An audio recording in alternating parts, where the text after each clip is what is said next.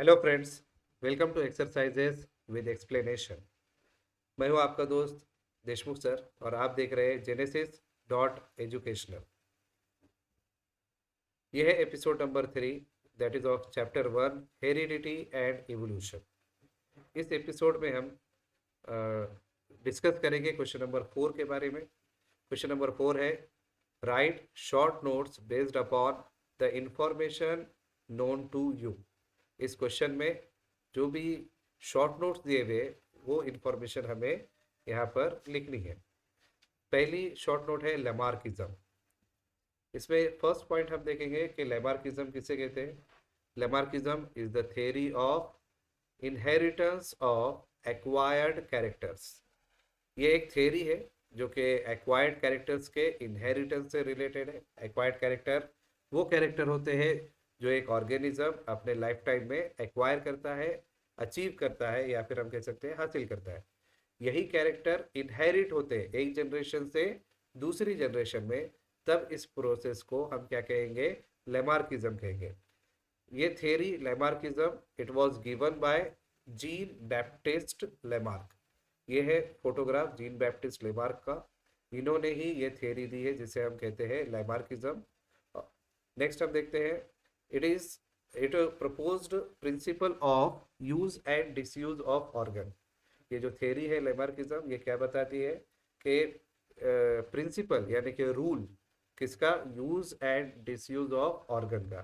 कि कोई भी ऑर्गेनिज्म अपने ऑर्गन को यूज या फिर डिसयूज करता है तो इससे क्या चेंज उसके लाइफ टाइम में या इवोल्यूशन में हमें देखने को मिलता है।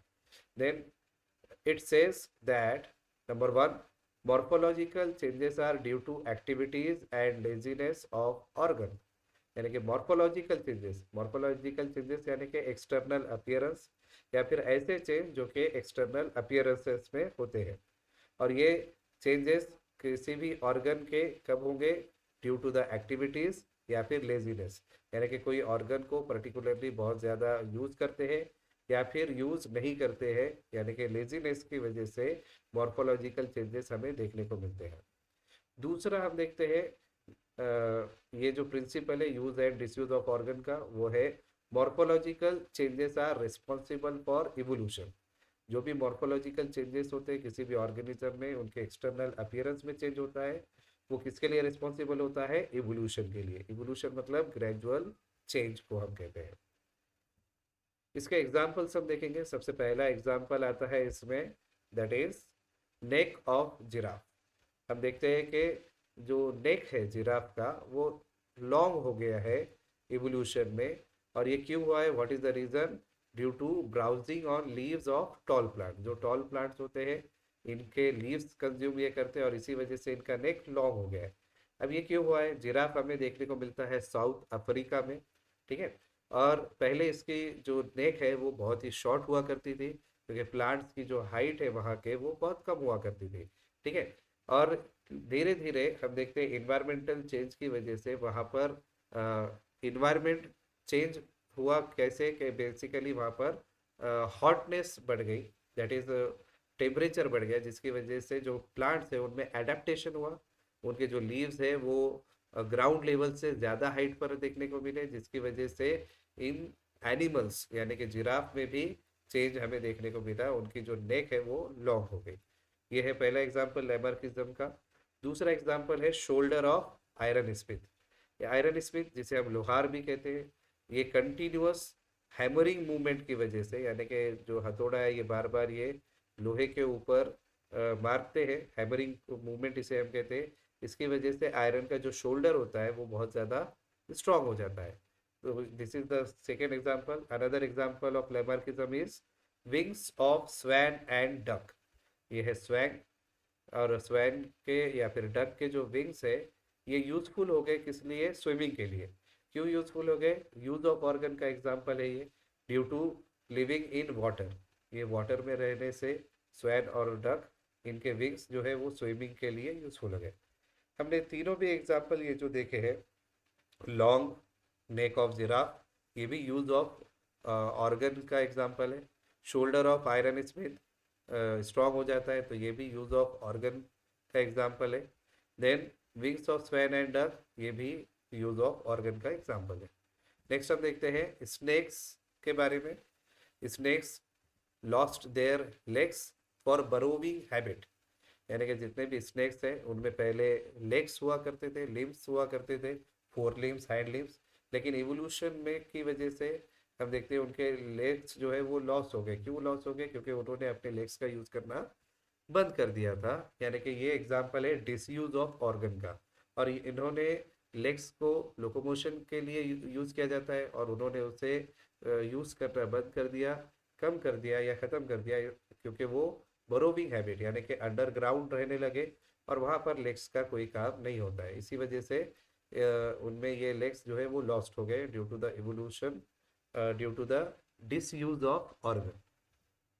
नेक्स्ट हम देखते हैं लेमार्किज्म में जो ट्रांसफर ऑफ एक्वायर्ड कैरेक्टर्स है एक जनरेशन से दूसरी जनरेशन में, यानी कि transfer of acquired characters from one generation to next generation, it was rejected. इसे रिजेक्ट कर दिया गया बाय द साइंटिस्ट कि जो भी कैरेक्टर लाइफ टाइम में अचीव किए जाते हैं, एक्वायर होते हैं, वो इनहेरिट नहीं होते हैं। ट्रांसफ़र होना एक जनरेशन से दूसरी जनरेशन तक मतलब इनहेरिट होना।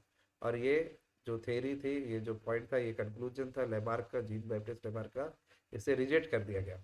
दूसरा हम देखते हैं development of organs due to specific activities और डीजनरेशन वाज वाइडली एक्सेप्टेड, यानी कि ऑर्गन का डेवलपमेंट उनके स्पेसिफिक एक्टिविटीज यानी कि यूज ऑफ ऑर्गन या फिर degeneration of organ due to disuse of organ, इसे साइंटिस्ट ने एक्सेप्ट किया, इट वाज वाइडली एक्सेप्टेड। वो था बेसिकली लेमार्किज्म के बारे में। नेक्स्ट शॉर्ट नोट हम देखेंगे Darwin's theory of natural selection के बारे में। ये जो थ्योरी है it was given by Charles Robert Darwin. ये है चार्ल्स रॉबर्ट डार्विन, इन्होंने ये थ्योरी दी थी जिसे हम थ्योरी ऑफ नेचुरल सिलेक्शन कहते हैं। Darwin is known as the father of evolution. क्या कहते हैं डार्विन को हम? Father. Father means founder. He is known as the father of evolution. Evolution के जनक इन्हें कहा जाता है। He collected and observed plants and animal specimen. इन्होंने क्या किया? प्लांट और एनिमल के स्पेसिमेन को कलेक्ट किया और उन्हें ऑब्जर्व किया, and then he published theory of natural selection. उसके बाद में प्लांट्स और एनिमल के स्पेसिमेन कलेक्ट करने और ऑब्जर्व करने के बाद उन्होंने एक थ्योरी दी और थ्योरी पब्लिश की जिसका नाम है थ्योरी ऑफ नेचुरल सिलेक्शन, जो कि which preaches about the survival of fittest. ये जो थ्योरी है थ्योरी ऑफ नेचुरल सिलेक्शन, ये हमें प्रीच करती है यानी कि टीच करती है, सिखाती है सर्वाइवल ऑफ फिटेस्ट के बारे में, कि किस तरह से ऑर्गेनिज्म सर्वाइव करते हैं, कौन से ऑर्गेनिज्म सर्वाइव करते हैं जो फिट होते हैं। इसी को हम नेचुरल सिलेक्शन थ्योरी कहते हैं। नेक्स्ट हम देखते हैं कि Darwin published a book titled origin of species. Darwin ने एक बुक पब्लिश की जिसका टाइटल था ओरिजिन ऑफ स्पीसीज। ये है बुक के एक copy, soft copy, the origin of species, ठीक है, bye means of natural selection, ठीक है। It was given by the Charles Darwin. Next हम देखते हैं ऑल ऑर्गेनिजम्स रिप्रोड्यूस प्रोलिफिकली। जितने भी लिविंग ऑर्गेनिज्म है, चाहे वो प्लांट्स हो, एनिमल्स हो, माइक्रो ऑर्गेनिजम्स हो, वो प्रोलिफिकली रिप्रोड्यूस करते हैं। Prolifically means they reproduce in large number. और क्योंकि वो लार्ज नंबर में रिप्रोड्यूस करते हैं तो उनका नंबर बहुत ज़्यादा होने की वजह से, क्वांटिटी ज़्यादा होने की वजह से ऑर्गेनिज्म क्या करते हैं? दे compete with each other in life threatening manner. ये आपस में ही कंपटीशन करते हैं, एक दूसरे के साथ में compete करते हैं फूड के लिए, प्लेस के लिए, यानी कि शेल्टर के लिए भी। और जब ये आपस में compete करते हैं तो कैसे compete करते हैं? लाइफ थ्रेटनिंग मैनर में, यानी कि एक दूसरे को ये नुकसान पहुंचाते हैं या फिर डिस्ट्रॉय कर देते हैं। Organisms which show modifications are sustain and win competition. ऐसे ऑर्गेनिज्म जो कि लाइफ थ्रेटनिंग मैनर में compete कर रहे हैं क्योंकि उनका नंबर बहुत ज़्यादा है, तो ये ऑर्गेनिज्म में मॉडिफिकेशंस हमें देखने को मिलते हैं। मॉडिफिकेशन यानी कि चेंजेस देखने को मिलते हैं। ये मॉडिफिकेशन या फिर चेंजेस इसलिए करते हैं ताकि वो सस्टेन कर सके, ठीक है। सस्टेन कर सके मतलब दे कैन कैरी द, क्या बोलेंगे उससे, कि हम ये सस्टेन कर सके, बेसिकली अपने लाइफ का बोझ उठा सके। या फिर ये सर्वाइव कर सके, they carry all their characters and they win competition, और ये कॉम्पिटिशन को विन कर जाते हैं, जिसमें चेंज आता है। और जो चेंज नहीं आता है वो ऑर्गेनिज्म का क्या होता है वो हम देखेंगे आगे। Fit organisms they live and rest perish which is called as natural selection. जितने भी फिट ऑर्गेनिज्म होते हैं वो जिंदा रहते हैं, वो लिव कर जाते हैं और उन्हीं के कैरेक्टर आगे बढ़ते हैं, और जो बचे हुए हैं रेस्ट ऑफ द ऑर्गेनिज्म ये पेरिश हो जाते हैं। पेरिश हो जाना मतलब वैनिश हो जाना, हमेशा हमेशा के लिए खत्म हो जाना। इसी को हम एक्सटिंक्ट कैटेगरी मानते हैं, यानी कि जो हमेशा के लिए खत्म हो चुके हैं। और जो फिट ऑर्गेनिज्म सरवाइव करते हैं, बाकी के गायब हो जाते हैं, खत्म हो जाते हैं, तब इसी को हम क्या कहते हैं, natural selection. Sustained and selected organism reproduce करते हैं और ट्रांसफर करते हैं उनके कैरेक्टर्स को। That means sustained and selected organism reproduce and transfer their characters.